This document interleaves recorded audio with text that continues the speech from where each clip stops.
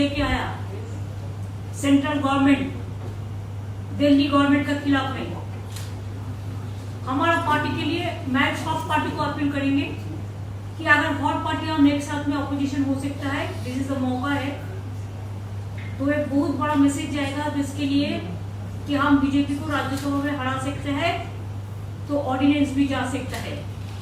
एक बीजेपी को हराने के लिए 24 से पहले एक बहुत मौका मिल गया। हमारा पार्टी से हम डिसाइड किया है हम एक ऑर्डिनेंस को विरोध करेंगे और हम सुप्रीम कोर्ट का पास हम इसको जस्टिस मांगेंगे। अभी हम अरविंद जी को दे रहा है माइक, अरविंद जी बोलेंगे, इसके बाद वान जी भी है। इसका बाद अगर आपका लोगों का कोई क्वेश्चन है तो जरूर हम लोग प्रोसेस करेंगे। सबसे पहले मैं दीदी को बहुत बहुत शुक्रिया अदा करना चाहता हूँ। इतना वार्मली हम लोगों को वेलकम किया, इतना प्यार, हमेशा दीदी का प्यार मिलता रहता है हम लोगों को, हमारी बड़ी बहन की तरह है दीदी। आज कलकत्ता मेरा इसलिए आना हुआ क्योंकि आप सब लोग जानते हैं जब हमारी 2015 में सरकार बनी थी पहली बार दिल्ली में, जैसे ही हमारी सरकार बनी इन लोगों ने नोटिफिकेशन, केंद्र सरकार ने नोटिफिकेशन पास करके, एक नोटिफिकेशन, सिंपल नोटिफिकेशन पास करके दिल्ली की चुनी हुई सरकार की सारी पावर्स छीन ली कि हम किसी ऑफिसर की ट्रांसफर पोस्टिंग नहीं कर सकते, अगर कोई ऑफिसर गलत काम करे तो हम उसकी डिसिप्लिनरी प्रोसीडिंग नहीं कर सकते, ये सारी पावर हमसे छीन ली। 8 साल तक दिल्ली के लोगों ने संघर्ष किया, हम सुप्रीम कोर्ट गए।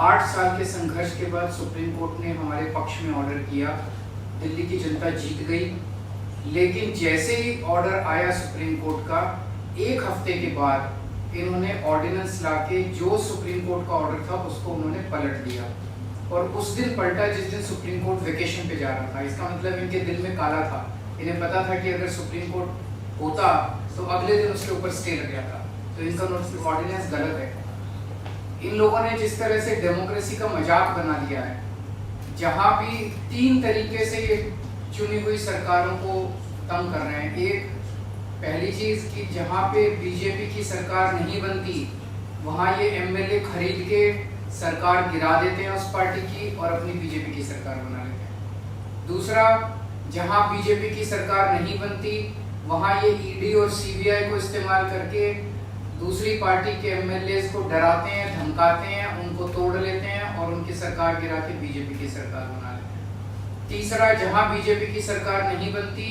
वहाँ कानून का गलत इस्तेमाल करके, गवर्नर के जरिए ऑर्डिनेंस पास करके ये तरह तरह से उस नॉन बीजेपी गवर्नमेंट को काम ही नहीं करने देते।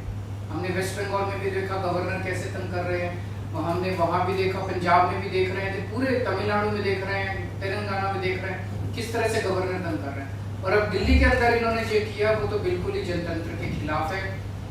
एक तरह से ये बोल रहे हैं कि हम सुप्रीम कोर्ट को भी नहीं मानते, तो ये इनको बहुत ज्यादा अहंकार हो गया है, और अहंकार जब हो जाता है आदमी को तो फिर वो बहुत स्वार्थी हो जाता है, फिर वो देश के बारे में नहीं सोचता।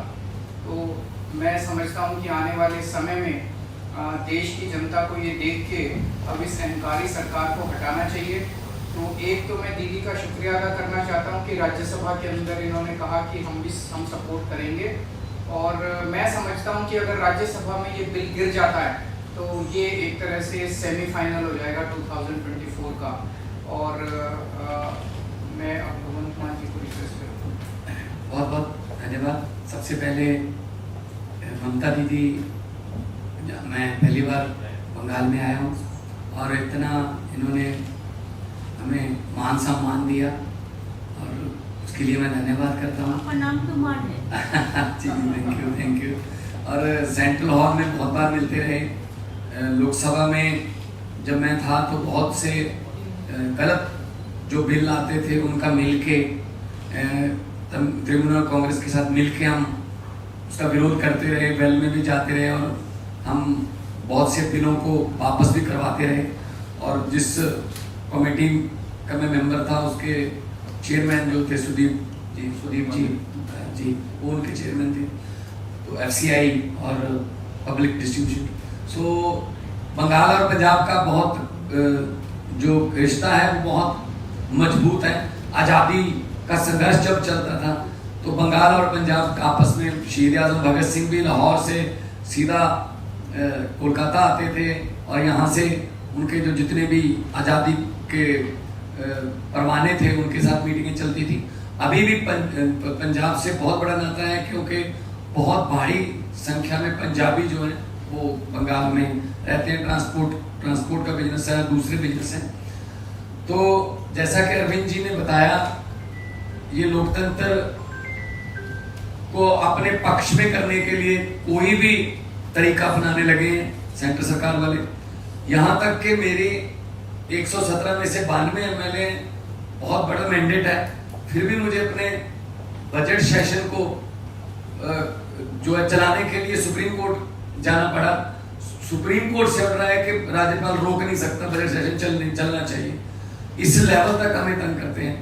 तो अगर दिल्ली में भी तंग करते हैं, अभी स्टालिन जी की हमारे पास चिट्ठी आई कि हमें हमारे बिल नहीं पास हो रहे। केरला के जो चीफ मिनिस्टर, उनकी चिट्ठी आई कि पास नहीं होने दे रहे 2-2 साल से जो है वो बिल पड़े हैं गवर्नर हाउस में। तो मैं ये कहना चाहता हूँ आपके सामने, अगर 30-31 गवर्नर और एक प्रधानमंत्री ने देश चलाना है तो करोड़ों अरबों रुपया चुनाव पे क्यों खर्च रहे हैं? 30-31 गवर्नर और एक प्रधानमंत्री चला लें मुल्क को, देश को।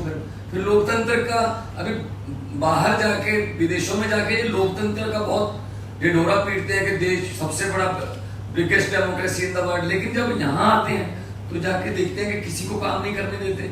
अगर आप इलेक्शन नहीं जीते तो बाई इलेक्शन से जीत जाते हैं। मध्य प्रदेश में भी ऐसा किया, कर्नाटक में भी ऐसा किया था और गोवा में भी ऐसा किया था। दिल्ली में मतलब LG मीन्स गवर्नमेंट, ऐसा इस लेवल तक की वर्डिंग जो है लोकसभा में पास करवाई है, LG मीन्स गवर्नमेंट। तो फिर आप इलेक्शन जो होती है, जो करोड़ों लोग इलेक्शन में जो लाइनों में लग के अपने पसंदीदा MLA, विधायक और मुख्यमंत्री को चुनते हैं, तो वो उनके लिए, वो किसके लिए वोटिंग कर रहे हैं? तो ये मजाक बना रखा है डेमोक्रेसी का। तो ममता दीदी का बहुत धन्यवाद इसलिए भी कि इन्होंने बहुत लड़ाई लड़ी है, बहुत बड़ी बड़ी लड़ाइयाँ लड़ी और जीती हैं, सफलतापूर्वक लड़ाइयाँ लड़ी हैं इन्होंने। चाहे वो इलेक्शन हो, चाहे वो CBI की रेड्स का मामला हो, चाहे ED का मामला हो। तो हम लोग इकट्ठे होके देश को बचाने का सवाल पैदा हो गया, लोकतंत्र को बचाने का सवाल पैदा हो गया। तो पार्टियां आपस में बहुत से पॉलिटिकल जब विचारक मतभेद होंगे, लेकिन अगर देश रहेगा तो हम पार्टियां रहेंगे ना। अगर 24 में ये संविधान बदलने की कोशिश कर रहे हैं, हर रोज ही कोशिश करते हैं संविधान बदलने की, तो देश के संविधान को खतरा पैदा कर दिया इन लोगों ने। इतने सत्ता की भूख हो गई, या इतना ये अहंकारी हो गई, जैसा अरविंद जी ने बताया। लेकिन हमारे पंजाबी में कहावत है कि हंकार दा सिर नीवा होता है, हंकार हमेशा हारता है और भगवान भी हंकारी बंदे की जो है वो हेल्प नहीं करता। हम लोग सच्चे लोग हैं, हम लोग देशभक्त लोग हैं, अपने अपने फील्ड को छोड़ के हम राजनीति में आए हुए हैं और हम चाहते हैं देश नंबर 1 बने दुनिया में। लेकिन वो तभी बनेगा जब सच्ची नीयत वाले लोग जो है वो आगे आएंगे। मैं आज जो ममता दीदी ने कहा कि इस ऑर्डिनेंस का विरोध करेंगे, डट के विरोध करेंगे राज्यसभा में, उससे हमारा हौसला बढ़ा है और हम चाहते हैं कि जो सारे जहां से अच्छा हिंदुस्तान हमारा, वो वाला नारा जो है वो देखने में भी, ग्राउंड में भी देखने को मिले। बहुत धन्यवाद। Is there any question? বারে চারটে পাঁচটা বেশি না, থান্ডার স্টর্ম হচ্ছে কিন্তু। হ্যাঁ ফিরে যেতে হবে। দিদি, আমার একটা প্রশ্ন আছে, আমি প্রশ্ন ইংরেজিতে করছি এখানে। You have already proposed 1:1 fight against the BJP. From which media? Didi, this is Safi from Deccan Herald newspaper. Deccan Herald. Okay. You have already proposed 1:1 fight against the BJP, and interactions have started between opposition parties. How long can it take for a coalition to take place? और अरविंद जी, आपके लिए मेरा एक सवाल है कि आप अभी ट्वीट कर सुबह निकले हैं कि ये लड़ाई केवल दिल्ली वालों की लड़ाई नहीं है, इसमें सबके साथ की अपेक्षा करता हूं। आज से देश भर में निकल रहा हूं, तो इस अपेक्षा में क्या कांग्रेस शामिल है? और मनीष जी का जो दुर्व्यवहार का मामला है, उसमें दिल्ली पुलिस ने क्लैरिफाई कर दिया है कि ये दुष्प्रचार है। धन्यवाद। पहले मैं अपने क्वेश्चंस का जवाब दे देता हूं कि जैसा अभी एग्जांपल्स दिए, दिल्ली में इन्होंने ऑर्डिनेंस लाके सुप्रीम कोर्ट के जजमेंट को पलट दिया। सुप्रीम कोर्ट ने 8 साल की लड़ाई के बाद दिल्ली के लोगों को न्याय दिया था। 8 साल की लड़ाई के बाद दिल्ली के लोगों को उनका हक मिला था, और एक हफ्ते के 8 साल की लड़ाई के बाद इन्होंने 8 दिन के अंदर उसको ऑर्डिनेंस लाके पलट दिया, दिल्ली के लोगों को फिर से सड़क पे ला दिया। और ये केवल दिल्ली की लड़ाई इसलिए नहीं है क्योंकि वेस्ट बंगाल के गवर्नर भी वैसे ही करते हैं। पंजाब के गवर्नर अभी जो मान साहब ने बताया, आपको जान के आश्चर्य होगा, इस बार बजट सेशन बुलाने के लिए पंजाब के गवर्नर ने मना कर दिया कि बजट सेशन नहीं होगा। ऐसा हो सकता है जनतंत्र में? सुप्रीम कोर्ट जाना पड़ा पंजाब गवर्नमेंट को बजट सेशन बुलाने के लिए। तमिलनाडु के मुख्यमंत्री का मेरे पास लेटर आया, उन्होंने लिखा कि ढेर सारे बिल गवर्नर कई महीनों से लेके बैठे हैं। तेलंगाना के चीफ मिनिस्टर ने सुप्रीम कोर्ट में केस किया कि उनके 22 बिल गवर्नर लेके बैठे हैं। केरला के चीफ गवर्नमेंट जो है सुप्रीम कोर्ट में गई हुई कि उनके वाइस चांसलर अपॉइंट है। सारी गवर्नमेंट्स के अंदर वो तंग कर रहे हैं। कितनी सारी ऐसी गवर्नमेंट्स हैं जिनको उन्होंने गिरा दिया, या तो खरीद के और या उन्होंने डरा के सीबीआई ईडी भेज के। ये लड़ाई केवल मेरी लड़ाई नहीं है, ये लड़ाई 140 करोड़ लोगों की लड़ाई है। ये इनके अहंकार के खिलाफ है। ये इतना अहंकार हो गया इन लोगों को, इतना अहंकार हो गया इन लोगों को कि अगर बीजेपी को वोट नहीं दोगे तो आपकी सरकार नहीं चलने देंगे, आपकी सरकार गिरा देंगे, आपके एमएलए तोड़ देंगे। ऐसे तो देश नहीं चल सकता। दूसरा आपका क्वेश्चन मनीष जी के बारे में, आपने देखा होगा वीडियो, किस तरह से आज मनीष जी को गले से पकड़ के कोर्ट रूम में घसीट के ले गए ये लोग। Is this the way you treat the deputy chief minister, education minister? ऐसे तो ट्रीट नहीं करते। तो उनकी क्लैरिफिकेशन जो मर्जी हो, क्लैरिफिकेशन तो उन्होंने कहा नहीं हमने कुछ नहीं किया, पर वीडियो आप देखिए। This is not the way to treat a chief deputy chief minister. He is not an accused, he is not a convict. अभी तो उनके ऊपर आरोप साबित नहीं हुए हैं। ऐसा जो मनीष जी का बारे में जो बोला है अरविंद जी, वो दिन हमारा घर में भी वो पुलिस उसका घर में, अभिषेक का घर में नोटिस देने के लिए वो नहीं था, वो बांकुड़ा में था। तो 2:30 बजे जाके बोला अभी नोटिस दे दो, नहीं तो कल दिखा दूंगा, कल नहीं आएगा। तो ऐसा बात किया। What they thinks that we are the bonded labours? What they thinks that we are their servant? Ego का एक लिमिट होता है, जो भी मर्जी कर सकता है। हम लोगों को तो अभी चिंता है कि कब कॉन्स्टिट्यूशन ना बदल दे, देश का नाम ना बदल दे, देश का नाम भी उसका पार्टी का नाम पे कर देगा, वो लोगों को नाम पे कर देगा।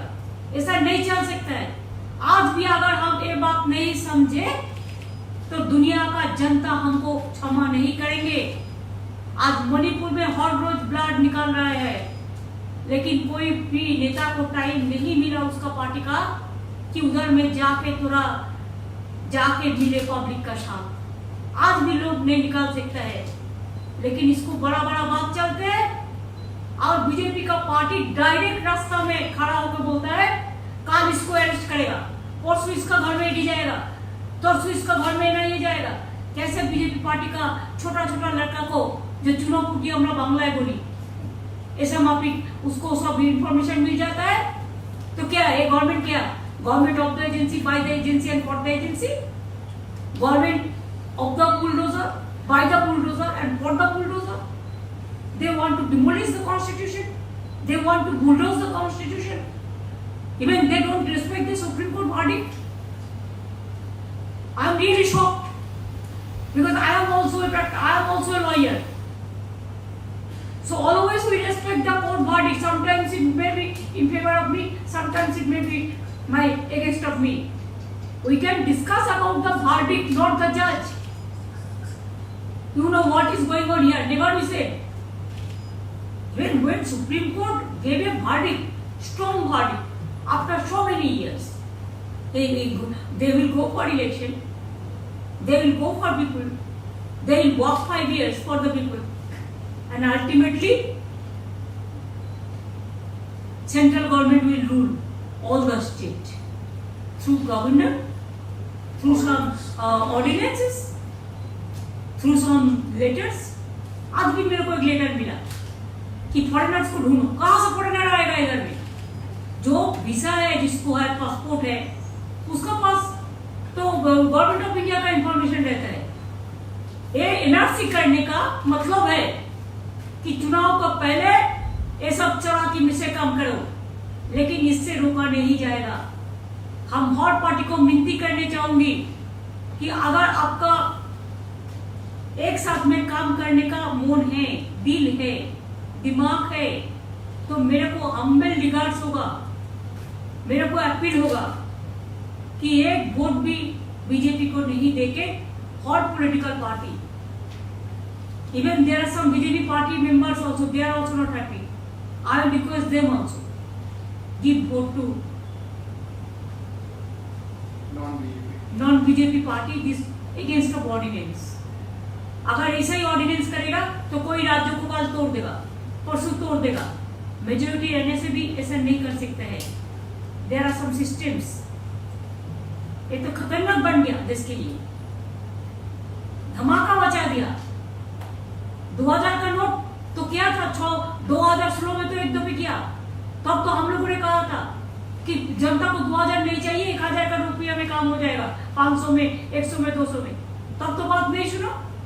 अभी ऐसा क्या हो गया कि बाहर जाने का पहले तुरंत इसको करना पड़ा। एलआईसी को 3 लाख करोड़ रुपया का लॉस हो गया, इसको तो काउंट हो जाता है एक साथ में। क्या ऐसा धमाका है? तो इसी के लिए देश का हर आदमी दुखी है, किसान लोग भी दुखी है, मजदूर भी दुखी है, नौजवान भी दुखी है। सब झूठा बोलता है हम 1 लाख लोगों को, 10 लाख लोगों को नौकरी देगा। आज मुझे तो किसी को दिया, एक ट्रेन बनाया, 10 डिपार्टमेंट उठा दिया, बजट उठा दिया।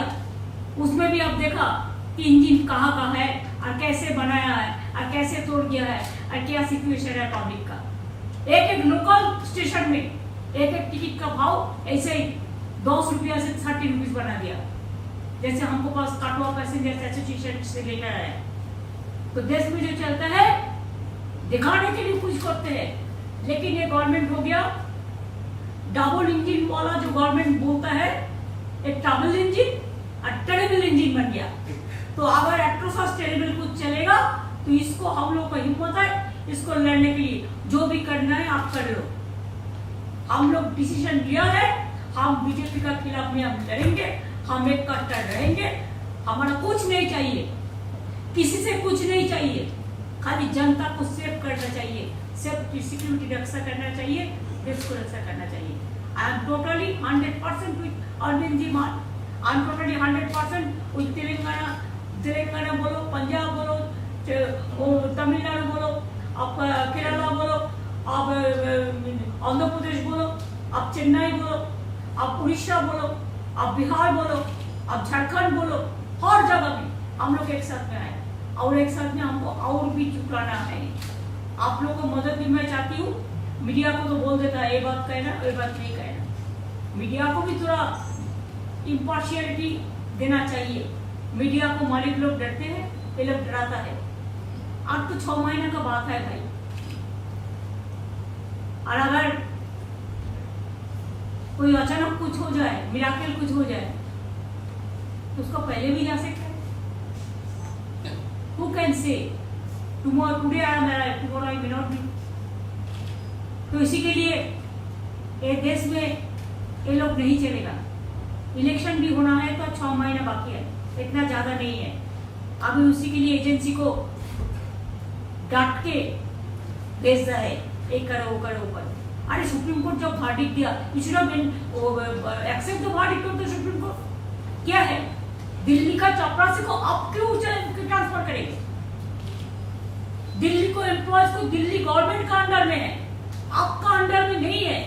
आपका अंडर में तो डिफेंस है, उधर में हेडक्वार्टर, आपका उधर में होम मिनिस्ट्री है, आपका उधर में बीएसएफ है, आपका उधर में सीआईएसएफ है, आपका अंडर में सीबीआई है, आपका अंडर में ईडी है, आपका अंडर में एनआईए है, क्या नहीं है, पुलिस है, सब कुछ है आपका अंडर में।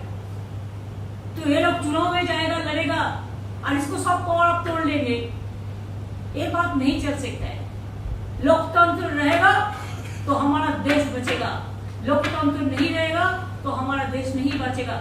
इसी के लिए जितना जल्दी ये बीजेपी पार्टी को हटाना हम लोग को सबका काम है, और एक काम पे हम लोग एक साथ में चलेंगे।